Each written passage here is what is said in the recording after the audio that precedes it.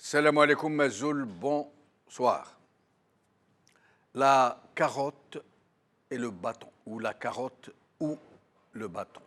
Une expression relativement récente, elle est apparue pour la première fois vers 1966 en France. En fait, elle avait été traduite de l'anglais « the carrot or the stick ». Excusez pour la prononciation, moi je prononce mal dans toutes les langues de toute façon. Et elle signifiait, cette expression, que pour faire avancer l'âne, on a le choix entre l'appâter avec une carotte, le faire avancer en reculant et en lui tendant une carotte qu'on lui agite sous le nez, ou le rouer à coups de bâton. L'écrivain algérien Mouloud Maamri, lui, avait publié un roman sous le titre L'opium et le bâton, en 1965, avant que l'expression la carotte et le bâton n'apparaissent en France, en 1966. En usant de cette expression, l'opium et le bâton, Mouloud Maamri a vraisemblablement cherché à substituer l'âne de l'expression anglaise par le peuple opprimé, celui qu'on mate par la force brutale ou que l'on anesthésie et que l'on étourdit, que l'on drogue, que l'on gave d'opium. Mais il n'y a pas que cela dans ce subtil roman de Mouloud Maamri. Un passage terrible de dure réalité nous rappelle que l'opium et le bâton savent aussi se combiner, se compléter. On a un savant dosage pour fourvoyer les peuples dans leur propre déchéance. Ce passage, le voici. Quand les gouvernants n'auront plus de pain à donner au peuple, ils lui jetteront des traîtres à la pelle pour assouvir sa faim. Fin de citation. Et nous y sommes aujourd'hui, en plein dans le mille. Écoutez ce titre de Algérie Part. Réseaux sociaux, le ministère de l'Intérieur ordonne une enquête sur les agissements des membres des services de sécurité algériens. Écoutez cette vidéo. بعض الاشخاص يرتدوا البدله رسميه وعبر مواقع التواصل الاجتماعي ويقول لك انا منضمين مع بعض النشطاء اللي معارضين للنظام زي بتاع الدرك الجيش الامن. هذا فيه اجراءات امنيه يخضعون كيفاش نقولوا لاجراءات خاصه وكل حاله تدرس والاجراءات تتخذ.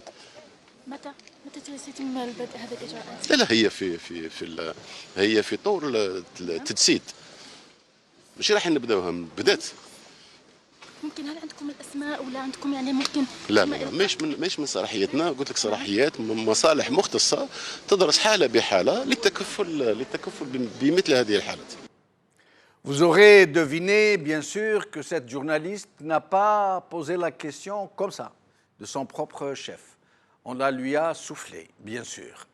Et pourquoi, me demanderiez-vous? Eh bien, parce que depuis la fameuse affaire des bulletins nuls des militaires aux précédentes législatives, des bulletins nuls de ces militaires qui ont été forcés à voter dans les bureaux de vote civils et à qui on a demandé de justifier qu'ils avaient bien rempli la mission qu'on leur avait confiée, parfois de voter dans plusieurs bureaux, en présentant leur carte de vote dûment estampillée à voter.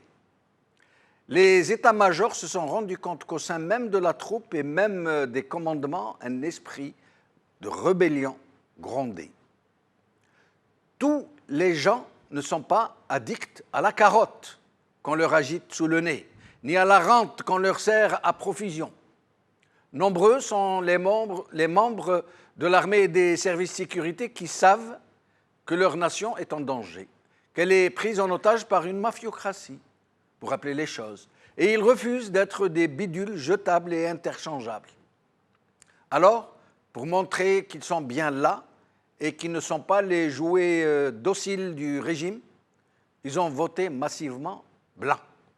Puis, ils sont de plus en plus nombreux à exprimer leur solidarité avec leur peuple de 1001 façons, en se servant des réseaux sociaux notamment, sans pour autant exposer leur vrai visage ou leur vrai nom, et pour cause, ils le paieraient très cher. Alors, ils usent de ficelles et d'autres pour manifester leur présence aux côtés de leurs compatriotes. Regardez.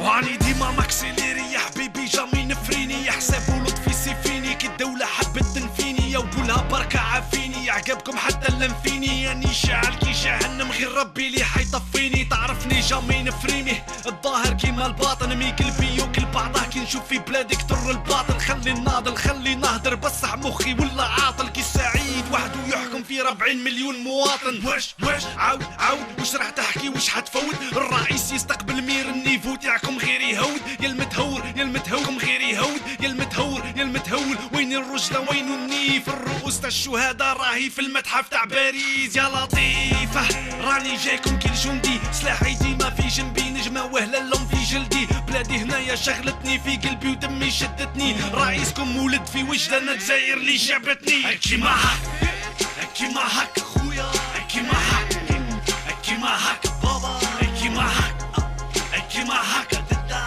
كيما هك قولوا الحق مملكة راس عيشة كيما هك خويا كيما هك بابا كيما هك ددا كيما هك قولوا الحق مملكة راس عيشة انت تحير كي تشوف محرز دار الهول في تشيلسي وانا نحير كي نشوف عباد كيف عمر غول في الكرسي انت تحير كي تشوف اليهودي وش يدير مع جيسي وانا نحير كي يشوف في بلادي الشذوذ الجنسي نعم يا سي راني حزين وش يصير للشارع عملي فات جابوا لي جويف ودركا جابوا لكم الشيعة في كل جهة غير الشيعة ولا الشيحة عالدينار والدولة بتغطي العالم راحوا ركعوا للإيران شوف دعوة الري مخروبة والغلبة نغلوا عليه الرئيس وفي غيبوبة هما غير يستغلوا فيه خربوا فيه خدروا فيه غروا غموا بيه شافوه طايح Le régime a donc eu confirmation qu'au sein même de ceux qu'ils croient être sans rempart contre leurs propres frères, leurs propres compatriotes, la colère gronde. Alors, en plus des enquêtes qu'il est en train de mener pour pouvoir débusquer quelques-uns de ces audacieux opposants et en faire un exemple, il a compris que ce qu'il lui faudrait, c'est plutôt leur faire peur, les confiner dans la prudence, donc dans le silence. Et c'est cela qui a motivé cette mise en scène avec la journaliste qui pose une question au ministre de l'Intérieur. Aujourd'hui. Algérie part. Réseaux sociaux. Le ministère de l'Intérieur ordonne une enquête sur les agissements des membres des services de sécurité algériens par Abdou Semar. Le matin d'Algérie. Bedoui menace les policiers qui se montrent solidaires des opposants par la rédaction. Africain.info. Droits de l'homme. La Ligue algérienne des droits de l'homme interpelle Nourdine Bedoui par la rédaction.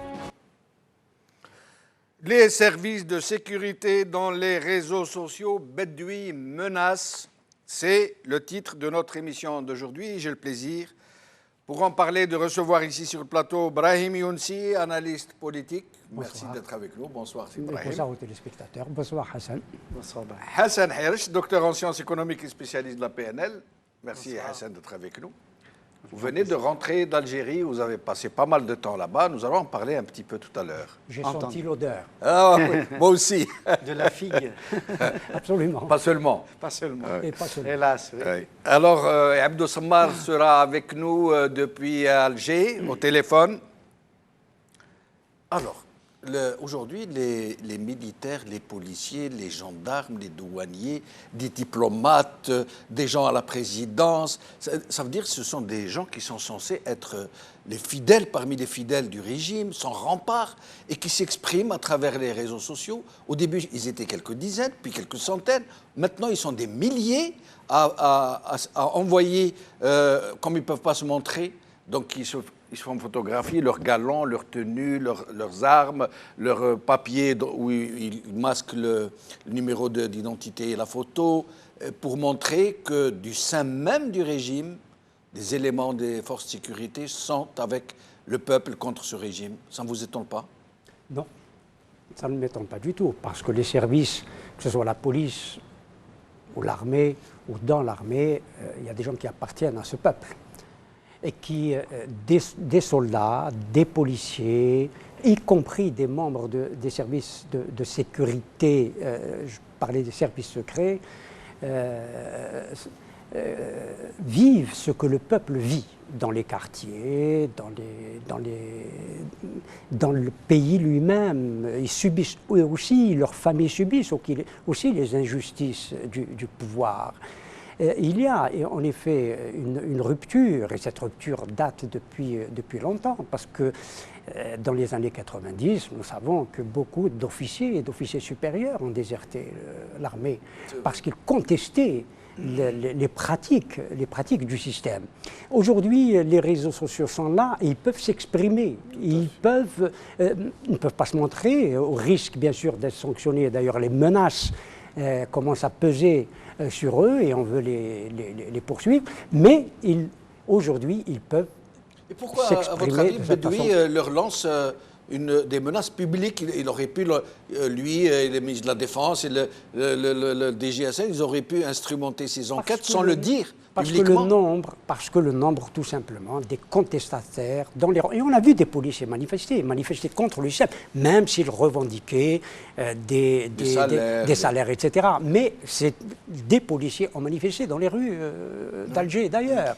C'est-à-dire qu'il y a à l'intérieur du système lui-même des fissures, y compris dans les autres corps ou les corps constitués. On voit bien que chez les magistrats aussi, il y a des magistrats qui... Oui, on a vu des photos de cartes de la justice, je crois, de la magistrature. C'est dans tous les corps. Il y a aujourd'hui cette rébellion. Peut-être des gens qui ont peur pour leur pays, tout simplement. Mais évidemment.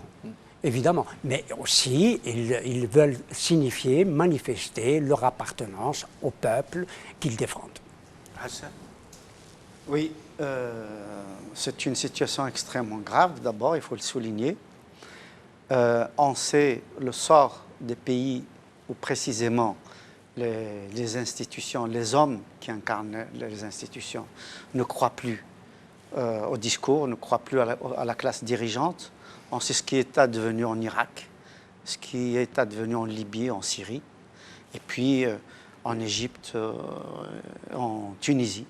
C'est parce que précisément ces hommes des institutions, des différents services, que ce soit les services de sécurité, comme les renseignements, la gendarmerie, la police, les pompiers, et que sais-je encore. Mais aussi, comme ça vient d'être dit par Brahim, les procureurs, les juges, les hommes qui font marcher les institutions aujourd'hui ne croient plus au discours, ne croient plus à la réalité, et ce sont les mieux renseignés sur la situation. Mais cette façon de s'exprimer de façon clandestine, c'est comme s'ils étaient en guerre. Ils montrent leurs galons, leurs armes, leurs tenues, leurs uniformes, leurs cartes, en gommant bien sûr, en masquant le numéro qui pourrait les identifier. Mais comme pour prouver, nous sommes bien dans les corps de sécurité, on ne peut pas montrer nos visages, mais nous sommes là. Et ça se multiplie, c'est en train de prendre des proportions très alarmantes pour le régime, justement. Oui, tout à fait. C'est-à-dire qu'en fait, le mode d'expression de ces hommes et de ces femmes suit le mode d'expression de la société. Avant, un Algérien lambda ne pouvait pas non plus s'exprimer. On se souvient très bien que même quand on lisait El Moudjahid dans un café d'Alger, on ne pouvait pas commenter tel ou tel article. Oui. Et donc c'est petit à petit, effectivement, que les réseaux de toutes sortes se sont multipliés, clandestins, etc., par des tracts, par des journaux, par des médias étrangers interposés, etc. Et aujourd'hui, effectivement, il y a les réseaux sociaux qui sont un tissu, effectivement, qui permettent un continuum, un lien entre ces institutions, ces hommes et ces femmes des institutions et la société. Donc aujourd'hui, les uns et les autres se retrouvent dans ces réseaux sociaux et l'information circule. Et je pense que ces hommes et ces femmes ont des renseignements qui leur indiquent que le pays, comme disait Brahim, que le pays est en danger, que la situation est absolument grave et que ce sont des appels au secours, des appels pour dire que aujourd'hui c'est une fin d'un système et que cette fin-là, il faut qu'elle se passe de façon à sauvegarder l'essentiel, à savoir sans violence. Sans violence. À partir du moment où les services de sécurité montrent leur disposition à être du côté de la population, ça dit que ça peut se passer sans violence. C'est ce qui s'est passé, c'est ce qui s'est passé en Tunisie. Oui, c'est ce qui s'est passé en Égypte. Oui, oui. Et j'insiste sur le fait que si ces services-là, justement, n'avaient pas vu la déliquescence des États comme l'Irak et comme la Syrie, aucune puissance étrangère n'aurait pu attaquer des puissances moyennes comme celle-ci et mettre à néant des pays aussi importants. Et je crois que le danger que court l'Algérie, c'est celui-là. Et toutes ces informations-là, tout ce qui circule à travers les réseaux sociaux par ces femmes et ces hommes, c'est un avertissement, c'est une mise en garde pour ceux qui décident, pour dire que, attention, ça peut aller très loin. Et l'Algérie est intouchable. L'Algérie est intouchable dès lors que, effectivement, on écoute ces hommes et ces femmes, dès lors qu'on écoute la société. Sinon, c'est un pays aussi fragile que les pays qui se sont effondrés devant nous, absolument, avec une facilité comme un château de cartes. Ce qui est étonnant, nous avons écouté le ministre de l'Intérieur, oui, c'est que le ministre de l'Intérieur confirme cette, passez-moi le mot, cette jacquerie, oui, oui, à l'intérieur même des services de sécurité qu'il commente. Une mutinerie. Une mutinerie. Oui. Hein? Une mutinerie qui... Il l'a confirmé. Oui. Il l'a confirmé. Oui, oui. L'anonymat, pourquoi? Parce que tous ces services-là sont tenus à ce qu'on appelle le devoir de réserve. En principe, ils sont tenus par un devoir de réserve. Alors qu'aujourd'hui, ils rompent ce devoir de réserve et surtout de soumission. Oui, mais justement, à l'État, au régime. Justement, c'est de l'insoumission qu'ils sont en train de faire. C'est de la désobéissance qu'ils sont en train de manifester. C'est une révolte virtuelle, si absolument, on peut dire. Mais absolument. Oui. Mais absolument. Parce que si tu me permets, Hassan, il y a autre chose. Souvenez-vous, tout récemment, il y a quelques mois, le pouvoir a fait voter une loi, je mets des guillemets, pour interdire aux militaires, aux officiers supérieurs de l'armée de s'exprimer sur le plan public. Et même d'ouvrir des pages Facebook. Etc. Donc, le pouvoir sait qu'il y a dans son sein une révolte qui potentielle. Moi, je dirais qui est réelle. Elle est réelle. Oui, parce qu'elle commence à s'exprimer. Parce qu'elle commence à s'exprimer, elle commence à se montrer. Etc. Nous allons demander l'avis d'Abdou Semmar, qui est avec nous. Abdou Semmar, merci d'être avec nous. Merci Jamal, c'est un plaisir de te retrouver, de retrouver nos amis d'Al-Maghribi. Hein. Merci. Abdou Semmar, un article donc, est sorti sur Algérie Part. On dit Algérie Part ou Algérie Part? Algérie Part tout court. Algérie Part. Et donc, qui fait état de ce phénomène qui est absolument remarquable dans le sens où il est inédit, inouï, de militaires, de policiers, de gendarmes, de douaniers, d'un peu de tout, même des services de la présidence, de la protection civile, de la police des airs et frontières, qui s'expriment à travers les réseaux sociaux, qui prouvent par des papiers d'identité, des armes, des galons, des uniformes. Et donc ça a mis le régime en émoi. des enquêtes sont lancées un peu partout pour essayer de débusquer quelques-uns de ces activistes et donner l'exemple. Qu'est-ce que vous pourriez nous dire sur ça, Abdou Sammar? Ça me rappelle notre discussion, Jamel. Lors de la précédente émission, tu m'avais posé la question d'où est-ce que tu as tes sources, d'où est-ce que tu as tes dossiers, et je t'avais bien dit qu'au sein du régime algérien, il y a des gens qui en ont marre. Il y a des cadres, des officiers qui veulent que ça change. Il y a une véritable prise de conscience au sein du régime. Ils ne se comptent pas sur les petits doigts. Vous savez, parmi les 200 000 gendarmes, parmi les 200 000 policiers et les 500 000 soldats de l'armée algérienne, il y a des milliers de gens, il y a des milliers de cadres qui veulent que ça change, qui sont contre la corruption, qui sont contre la dictature, qui sont touchés par les souffrances du peuple. Ces gens-là, ils viennent du peuple aussi. Ils viennent pas d'une autre planète. Ils vivent avec les Algériens. Et souvent, ils sont pas choyés comme leurs supérieurs hiérarchiques. Donc, ce militantisme virtuel, moi je l'ai appelé cette désobéissance virtuelle, a semé une véritable panique dans le Sirail. Jusqu'au point où, effectivement, il y a des enquêtes qui sont lancées et on veut à tout prix repérer ces gens-là qui donnent des infos à Amir Desi, ou à Abdou Sammar, ou à d'autres pages, ou à d'autres collectifs. Mais ces gens-là, ce sont effectivement, voici nos sources, vous les voyez de vos propres yeux, Jamel. Donc il n'y a ni Saïd Bousselera derrière, ni Ouda Abbas, ni quelqu'un homme d'affaires. Ce sont des gens, des cadres au sein du régime qui veulent que ça change.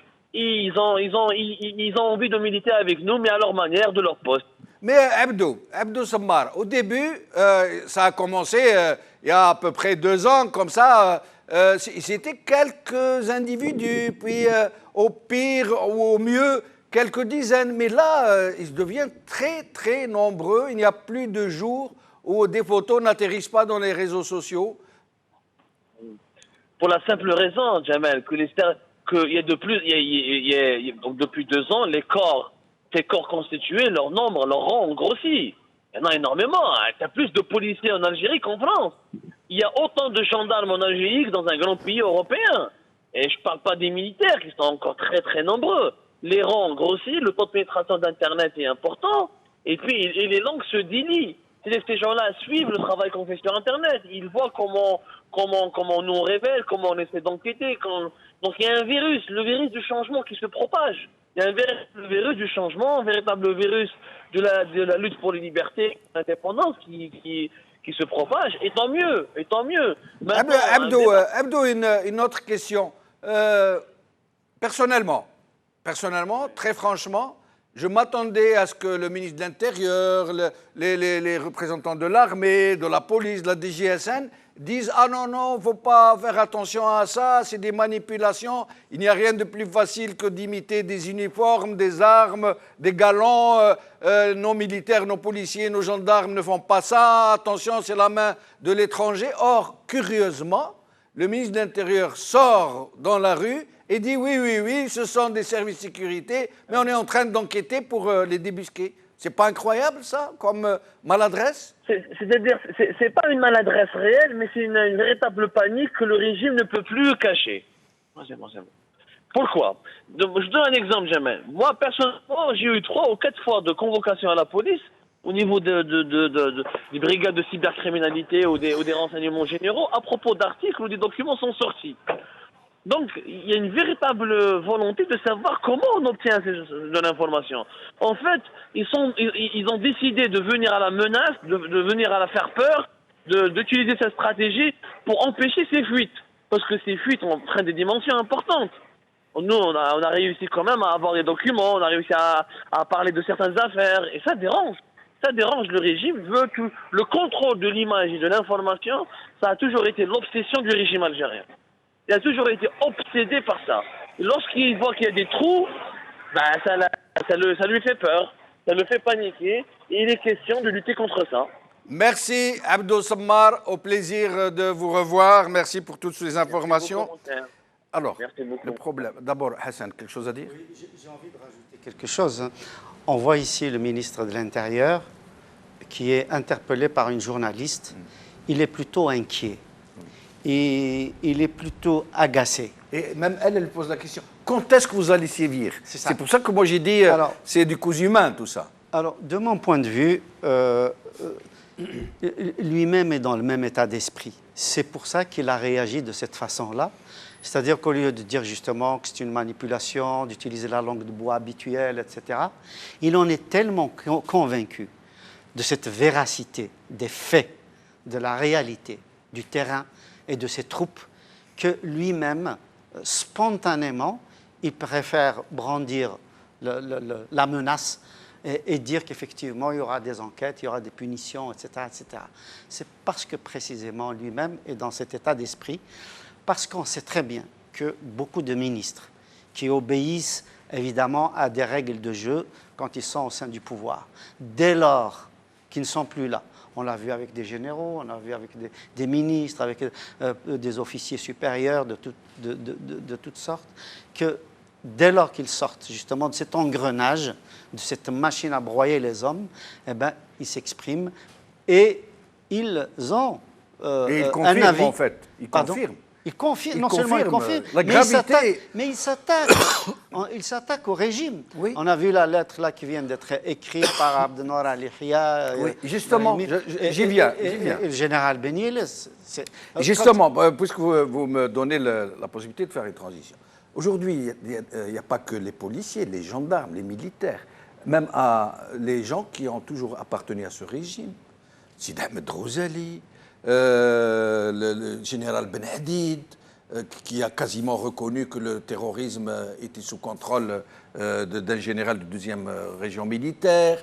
Les trois qui viennent de lancer un appel, Ali Yahya Abdenour exclu, les deux autres ont toujours fait partie du régime. Le directeur, le ministre des Finances, alors c'est la meilleure celle-ci, après que Yahya ait menacé le pays de faillite. Ça veut dire, c'est pas qu'il a menacé, il a averti que le pays n'allait pas pouvoir payer les salaires de novembre, y compris aux policiers, aux sénateurs, aux députés. Son ministre des Finances, qu'est-ce qu'il dit? Il dit non, non, non, nous ne recourrons à la planche à billets qu'en dernier recours. Ça veut dire, ça pète de partout. Le PDG de Sonatrach qui dit « Je suis choqué, ce n'est pas une entreprise, c'est je ne sais pas quoi », ce qu'il a dit. L'affaire Air Algérie, l'actuel DG qui impute à l'ex-DG l'amende des 150 millions de dollars pour mauvaise gestion dans une affaire avec le Canada, et qui dit l'ex-DG est responsable des 12 morts dans ce fameux crash en Afrique. Ça n'arrête pas, ça pète de partout, et ça vient du cœur même du régime. Ils ne se révoltent pas tout bonnement, mais ils font part de la faillite du régime eux-mêmes. Oui, mais la question que je me pose, c'est de savoir est-ce qu'ils contestent le système et le régime vraiment, ou est-ce qu'ils travaillent pour un clan dans le système? Est-ce qu'ils veulent que le système change, ou est-ce qu'ils veulent prendre le pouvoir, tout simplement? Cette question, on doit... Une lutte des clans. Cette question doit être posée. Je ne parle pas de ces policiers, de ces soldats qui investissent. Ça veut dire que nous devons faire la part des choses entre les uns et les autres? Je pense que oui. Je pense que oui. Certains sont dans des combats, dans des luttes, il faut le dire, personnelles, qui en veulent un tel ou un tel. Je sais personnellement que tous les matins, ou quasiment tous les matins, des hauts gradés de l'armée qui se retrouvent selon leur clan d'appartenance. Tout à fait. Et qui prennent le petit déjeuner pour élaborer des stratégies, des salons politiques. Oui. Élaborer des stratégies parce qu'ils appartiennent à tel ou tel clan. Les uns défendent tel membre ou tel le haut commandement, l'ex-DRS, l'ex-ceci. Nous le savons, c'est quotidien. Oui. C'est quotidien. Oui. Est-ce que c'est le système lui-même qui est remis en cause par ces gens-là? Par ceux qui lancent des appels, par ceux qui se manifestent ici ou là, etc. Est-ce qu'on ne peut pas dire, Ali Yahya Abdenour, général Ben Yelles, Ahmed Talib Ibrahimi ont eu la même réaction de salubrité publique, qui ont peur pour leur pays, qui craignent que le pays ne sombre, que le jeune militaire qui envoie sa photo, la photo de son arme à Facebook, ou le gendarme. Est-ce qu'on ne peut pas dire qu'ils sont impulsés par la même peur, par les mêmes craintes? Peut-être, mais moi ce qui me gêne, et je le dis comme je le pense, dans l'appel des trois personnalités, c'est leur attachement comme colonne vertébrale de l'armée. L'armée qui, pour eux, serait la moins dépréciée des institutions en Algérie. Je ne crois pas. Alors que Cela m'inquiète. En fait, c'est l'inverse. Cela m'inquiète. Tout ça repose sur l'armée. Absolument. Absolument. Le système qui est là, qui est pourri, corrompu, etc., sans l'armée, il ne le serait pas. Sans la protection de l'armée, sans la protection des généraux, l'Algérie serait tout autre aujourd'hui. Hassan? Oui, je suis entièrement d'accord avec ce qui vient d'être dit. Il faut peut-être préciser que nous ne sommes pas là en train de nous réjouir dans cette émission-là, bien au contraire, et que nous sommes en train d'amplifier les alertes qui viennent de partout, qui viennent effectivement de la société, qui viennent des corps constitués, etc., et que effectivement la situation est particulièrement grave. Et que l'Algérie risque malheureusement d'imploser et ça peut faire mal. Ça peut faire mal au peuple algérien, ça peut faire mal au peuple de la région et que nous appelons justement par ces cris-là, que nous amplifions, à ce qu'il y ait un minimum de réflexion, de dialogue, de raison, etc. Les Algériens se sont battus depuis 1962, depuis qu'il y a eu confiscation de l'indépendance par ce groupe d'Oujda qui aujourd'hui est encore au pouvoir. Le système algérien, je le répète assez souvent, il repose à la fois sur la force, donc effectivement la présence de l'armée. Aujourd'hui, le budget le plus important, et de très très loin, c'est celui de l'armée. Il varie entre 11 et 15 milliards de dollars par an. Il faudrait quand même que les Algériens sachent qu'est-ce qu'on fait de ces milliards-là. Quelle est la menace qui pèse sur ce pays pour que la dépense militaire soit aussi exorbitante, aussi importante. Donc la force, le système repose aussi sur l'argent, la corruption et toutes les fortunes Mais Hassan, il y a certaines personnes qui... c'est vous qui me faites penser quand vous dites nous ne sommes pas en train de nous réjouir, au contraire, nous nous inquiétons. Il y a certaines personnes qui estiment, qui disent, qui sont plutôt des théoriciens du moindre mal, qui peuvent vous dire au pire, je préfère un régime prédateur, mais fort, uni, monobloc, monolithique. Pourquoi? Parce qu'au moins, en cas de problème, il saurait conjurer et la violence et éventuellement une intrusion étrangère et ceci et cela. Et dans le pire des cas, bon, en attendant la transition, c'est toujours ça. Est-ce que c'est une bonne solution que de souhaiter qu'un régime, avec tous ses travers, puisse rester constant jusqu'à ce qu'on le remplace doucement, alors qu'il est en train de précipiter le pays dans le naufrage, hein, dans le mur? Oui, la réponse, Djamaldine, elle est très simple. Si aujourd'hui, l'État et la société sont dans des difficultés inimaginables, c'est parce que précisément il y a eu un État fort, parce que c'est l'armée qui a été la colonne vertébrale du système, c'est parce qu'on n'a pas laissé justement le peuple s'exprimer, les élites s'exprimer, c'est parce qu'on a assassiné des leaders nationaux, c'est parce qu'on a fait exiler des leaders nationaux qui auraient pu rendre service à ce pays-là, c'est parce que précisément il n'y a pas eu de liberté d'expression, c'est parce que des télévisions comme celle-ci n'ont pas le droit de citer dans le pays, mais qu'elles sont obligées de s'installer à l'étranger, c'est parce que justement toute voix discordante, toutes celles et ceux qui ont appelé à la raison, au changement, appeler à l'espoir, à voir que les institutions puissent être réformées. Eh bien, tout cela n'ont pas été écoutés. Ils ont été marginalisés, exclus, combattus, voire même, encore une fois, assassinés pour un certain nombre de ces hommes et de ces femmes. C'est ça qui a abouti. Donc, appeler aujourd'hui à un système fort, c'est appeler à une reproduction du système. C'est lui redonner encore vie.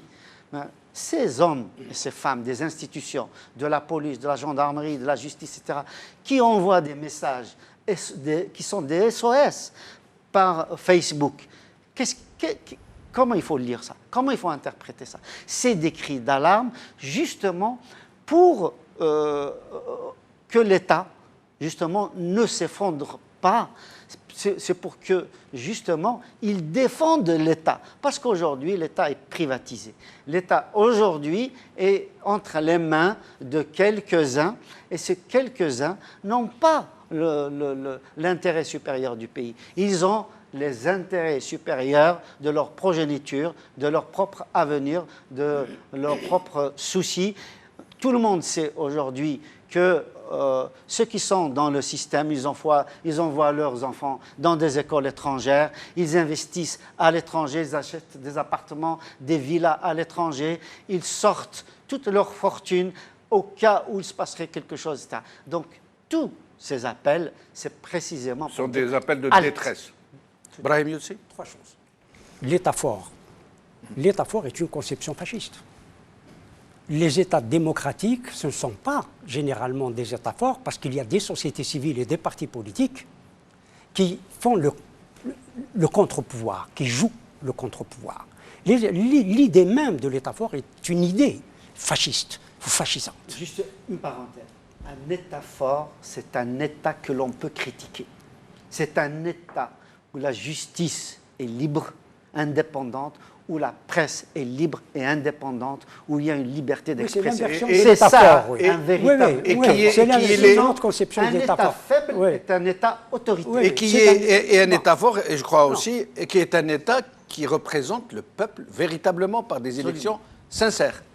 Pourquoi je disais tout à l'heure, peut-être y a-t-il une lutte de clans à travers tout ce que nous voyons, ces appels, ces contre-appels, etc. Certaines personnes ou personnalités qui, hier encore, étaient dans le régime, dans le système, étaient ministres, etc., je ne cite pas de nom, aujourd'hui se posent comme des chefs de l'opposition et appellent au rassemblement de l'opposition et appellent à ce qu'il y ait un candidat unique à la présidentielle prochaine de l'opposition. Est-ce que parce qu'ils ont appartenu à ce système, nous devons les exclure totalement? Non, ce n'est pas les exclure. Et définitivement... Je veux savoir pour qui ils travaillent. Mais peut-être que c'est une rédemption. Je ne crois pas. À partir du moment, moi je doute. Je doute. C'est votre droit. Oui, je doute de leur honnêteté dès lors qu'ils invoquent seulement l'article 102 de la Constitution. Je crois que l'article 102 de la Constitution ne réglera rien, strictement rien, et nous savons que c'est juste un paravent constitutionnel qui ne sert à rien. Et il n'est pas applicable de toute façon. En plus, pourquoi alors, le sachant, des gens qui ont fait partie du pouvoir de ce système appellent à l'application de l'article 102, sinon c'est juste pour mettre au brancard le président de la République et faire une élection présidentielle anticipée et se porterait candidat à cette élection présidentielle anticipée. C'est reparti pour un autre tour. Et c'est reparti pour un autre tour. C'est le système lui-même. Mais qu'est-ce qu'il faut faire d'après vous, Brahim? Si je le savais de façon concrète, appeler l'armée à intervenir. Je veux reprendre ce qu'a dit Abdou-Sammar sur la question de l'information. Oui. C'est la raison pour laquelle le pouvoir panique. C'est la raison pour laquelle le pouvoir s'affaiblit et essaye de reprendre ce que Max Weber a appelé la Gewaltmonopol, c'est-à-dire le monopole de la violence dans ce pays. Bon, parce que l'État n'a plus ce monopole de la violence. Donc il veut reprendre ce que Weber a appelé la Gewaltmonopol, reprendre le monopole de la violence dite légitime. C'est la question de l'information. L'information est primordiale. Et c'est là où je viens à la question que vous posez. L'information est primordiale parce qu'on voit, y compris dans les corps constitués, une rébellion, une véritable rébellion qui est loin d'être virtuelle. Elle est masquée, elle est cachée, elle est anonyme, mais elle s'exprime. Elle est là. Elle montre que dans le système lui-même, il y a plus que des fissures, des ruptures. Mais ces ruptures-là, pour le moment, nous ne savons pas où elles vont, dans quelle direction. Qu'elles servent qui? Nous ne savons pas. Moi, je veux savoir si elles servent réellement le peuple ou elles servent un clan du pouvoir Est-ce que c'est vers une démocratie qu'ils veulent entraîner ce pays ou vers autre chose, peut-être de plus fâcheux? Ces questions-là doivent être posées. Mais en tout cas, la question de l'information est en train, d'une certaine manière, parce que le pouvoir panique, est en train, d'une certaine manière, d'être gagné, parce qu'il y a eu une bataille de l'information qui est menée depuis les années 60 sur la question de l'information, parce que l'information, jusqu'à maintenant, a été verrouillée par le système. Aujourd'hui, ne peut plus verrouillée parce que, précisément, il y a des télés comme celle-là qui agissent de l'extérieur et que le pouvoir ne peut rien contre elles. Mais Brahim Younsi, justement, pour rester dans ce sujet de cette rébellion qui n'est même plus virtuelle puisqu'elle s'exprime, ce régime, est-ce qu'il n'est pas dans un sacré dilemme? Parce que s'il sévit réellement, il va montrer un peu à toute la société qu'il n'a plus le monopole, comme vous dites, de la violence légitime, qu'il ne peut plus l'exercer éventuellement, que son rempart est fissuré. S'il laisse faire, ça va crescendo. Comme on a dit, c'est en train d'aller à une allure vraiment exponentielle. À votre avis, comment il va réagir finalement? Le ministre de l'Intérieur l'a dit. Il va d'abord réagir contre ceux qu'il commande. Il va essayer de repérer quelques-uns, faire l'exemple. Oui, c'est ce qu'ils vont essayer de faire. Mais là, il va donc avouer publiquement qu'en son sein, ça se délite. Si des hommes du système ne sauvent pas le système, en s'agitant comme ils s'agitent, c'est cela dont j'ai peur. C'est une façon de vouloir sauver le système. Certains s'agitent pour sauver le système et pas pour aller vers une transition, je ne le crois pas pour changer la situation en profondeur. Je ne le crois pas pour certains. Moi, ce que je crains, précisément dans une situation aussi grave, aussi inquiétante, ce que je crains, c'est qu'il y ait des sacrifiés. C'est-à-dire pour dire, voilà, que ce n'est pas toute la police, ce n'est pas toute la gendarmerie, ce n'est pas toute l'armée, etc., qu'on va prendre un certain nombre de femmes et d'hommes et qui seront sévèrement punis pour dire, voilà, maintenant, on pourrait même nous faire le truc de la main étrangère. C'est un espion du Maroc, c'est un espion d'Israël, c'est un espion comme ils ont l'habitude de faire. Par exemple. Donc, nous sommes dans une situation où on a affaire à des gens qui ont peur. Au sein du régime, les gens ont peur. Ceux qui détiennent aujourd'hui le pouvoir, ils se disent, qu'est-ce qui va advenir de nous si ça bascule? Et ils ne peuvent pas avoir des réactions de fauves blessés? Ils ne seront pas tentés de faire ce qu'ils ont déjà fait, par exemple, de réinstrumenter la violence terroriste pour faire peur aux gens? Ce n'est pas exclu. Et moi, comment dire, je relativise un petit peu les propos de mon ami Brahim par rapport au sociologue Max Weber. C'était son époque, la violence légitime. Il n'y a pas de violence légitime. Quel que soit l'auteur de cette violence-là, la violence de l'État. Y compris la violence de l'État. L'État, quand il arrête quelqu'un qui le met en prison, c'est de la violence légitime. Oui, au nom de la loi. Mais ce n'est peut-être pas une violence, justement. Il faut l'appeler autrement. C'est la justice de la loi. Voilà, exactement. C'est l'application de la loi. Parce qu'accorder justement une légitimité à l'État d'opérer avec la violence, c'est précisément ce qui se passe. Mais nous ne sortons pas de cette conception. Donc la question nous ne sortons pas de cette conception de la légitimité de la violence. Je pense qu'il faut vraiment prendre ça avec beaucoup de précautions, parce que nous avons des téléspectateurs qui peut-être justement ne maîtrisent pas tous ces concepts et que... En tout cas, tout le monde est inquiet.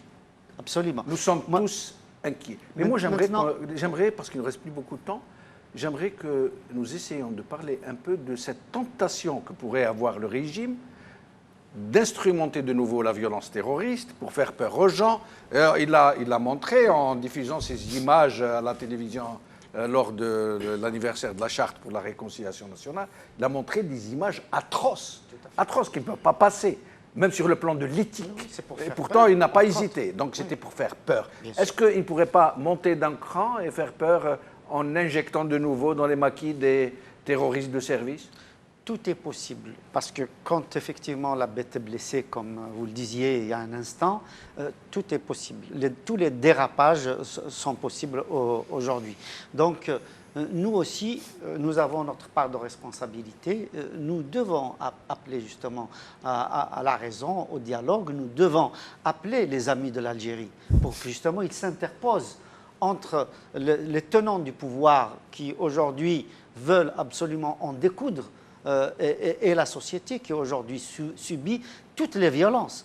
La violence physique, la violence économique, la violence culturelle, la violence linguistique, la violence psychologique, etc. Donc, effectivement, la question fondamentale que vous posiez il y a un instant, c'est que faire?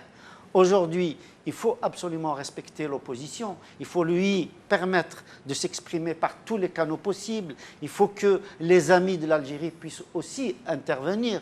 Je vais venir à ça avec une question précise. Mais sinon, Brahim Younsi, donc cette tentation pour le pouvoir d'instrumenter la seule chose qu'il maîtrise parfaitement, dont tout le monde lui reconnaît l'expertise dans la gestion du terrorisme, est-ce qu'il ne serait pas tenté aujourd'hui pour tout remettre sur les rails, y compris réinstaller la terreur parmi ses propres membres, de lancer le terrorisme en marche? Il me semble que c'est la seule piste qui lui reste. Donc, c'est la seule piste. Il faut s'y attendre. Il l'a déjà utilisée. Oui. Pourquoi n'utiliserait-il pas de nouveau? Surtout que maintenant qu'il est aux abois et qu'il n'a plus d'alternative. J'ose espérer qu'il peut avoir un sursaut et qu'on peut aboutir à ce qui s'est passé en 1989, à savoir une seconde république. C'est la question, vous m'y amenez tout naturellement, que je voulais poser pour finir cette émission.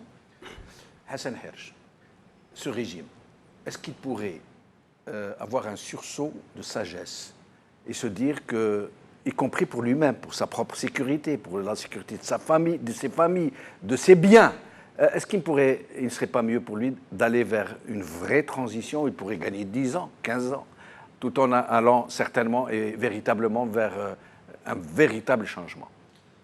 Gagner 10-15 ans, ce serait absolument dramatique. C'est-à-dire que ce serait tout simplement une reconduction sous une forme ou sous une autre.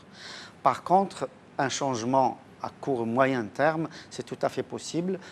On a vu ce qui s'est passé en 1989. On a permis l'expression des partis politiques, des intellectuels. Mais un mouvement qui s'est totalement fourvoyé, qui Absolument. a été dévoyé complètement. Mais nous servir aussi de ces leçons-là, c'est-à-dire le faire avec sincérité, parce qu'en 1989, ça a été fait avec Combine. Des arrière-pensées. Avec Combine. Ouais. Donc aujourd'hui, le régime en soi tel qu'il est, tel qu'il est dans un engrenage pas possible, cette solution n'est pas possible. En revanche, un certain nombre d'acteurs influents et qui par exemple au sein de l'armée, au sein de justement de... Donc l'armée pour être clair. Mais aussi les puissances étrangères, à savoir nos partenaires qui n'ont pas intérêt à ce que l'Algérie explose. Ça peut être nos partenaires du Moyen-Orient, ça peut être nos partenaires occidentaux, européens particulièrement, qui peuvent dire, comme ils l'ont fait avec beaucoup de pays d'Asie, du Moyen-Orient, d'Afrique. Du moins qu'ils arrêtent de soutenir le régime. Du moins. Pas seulement. Ou faire pression sur lui. Mais de dire aussi que voilà, vous faites fausse route. Parfois, ces voix étrangères qui peuvent s'exprimer de façon amicale peuvent influer, comme ça a été possible dans un certain nombre d'États. Et il faut espérer justement que ceux qui tiennent aujourd'hui les rênes du pouvoir, les décideurs comme on dit, puissent venir à la raison et écouter les Algériens. C'est très important. Respecter l'opposition pour qu'elle puisse se développer, lui donner la possibilité de s'exprimer. Nous serions en démocratie, en effet. En tout cas, il ne me semble pas, quant à moi, que le régime se dirige vers cette voie, la voie de la transition, la voie de la reconnaissance et de l'existence. De la négociation. Mais du dialogue, parce que la démocratie, ce n'est que cela, après tout. C'est le dialogue dans la société. Et ils ne seront pas dans ça, même contraints et forcés? Moi, je ne crois pas que les puissances étrangères... Non, la situation économique, par exemple, elle ne leur laisse plus le choix. Ils n'ont plus les moyens de leur dictature, de leur despotisme, de leur domination. La dictature a toujours les moyens. À moins que ce soit ceux de la force, Je crois que- mais il faut payer les troupes. Il faut Je les crois, payer. je crois qu'ils trouveront toujours les moyens. Sur le plan économique, ils trouveront les moyens. Ils les trouvent à travers la planche à billets, ils les trouveront à travers l'endettement extérieur, ils les trouveront avec les aides qui leur viendraient de l'extérieur, etc. Ils les trouveront. Pourquoi? Parce que sur le plan international, on pense que, entre guillemets, les États forts ou les régimes forts, les régimes dictatoriaux, contiennent, retiennent, répriment l'islamisme politique, comme l'on dit ici, Ce n'est plus le le cas. terrorisme. On le voit, Personne n'y croit. on le voit en Égypte, on le voit en Égypte, on le voit ailleurs. Ces régimes-là sont soutenus, qu'on le veuille ou non, de l'extérieur. Ils peuvent aider à cela. La question des migrations aujourd'hui, comme l'on dit, ces régimes jouent aussi aux gendarmes pour arrêter le flux de migrants, le flux d'immigration. On a besoin de ce type de régime et de système pour qu'il puisse perdurer, pour qu'il perdure, pour qu'il soit là. Parce que dans un régime, même dans une période de transition, dans notre pays, la situation socio-économique est déplorable. C'est des milliers de nos compatriotes qui prendraient la Méditerranée. Il faut être lucide. Mais bien entendu, en termes d'espoir, en termes d'espérance, bien sûr nous espérons que que la transition se passe bien. Nous espérons que ce dialogue s'instaure, etc., etc. Mais il y a une seule partie qui le décide. Si cette partie-là ne le décide pas, rien ne passera. C'est-à-dire les gens du pouvoir. Alors, un mot, 30 secondes, Hassan Hersh. On est à la fin de l'émission. Ce que je veux dire, c'est qu'aujourd'hui, l'autoritarisme ne fonctionne plus. Et je ne crois pas une seconde à ce qu'on soutienne de façon réelle ces régimes autoritaires comme ça a été fait pendant des années et des années. Même le cas de l'Égypte, on voit, il n'y a pas d'investissement, il n'y a pas de tourisme, il n'y a pas de prêts bancaires, etc., etc. Le pays est fragile. Je pense qu'il faut en appeler à la raison des décideurs pour instaurer un système démocratique. C'est le seul moyen de sauver l'Algérie. Merci Hassan Hersh, merci Ibrahim Younsi, merci Abdou Sammar, merci à vous, chers amis, d'avoir suivi cette émission. Bqaw ala khair, bissalama.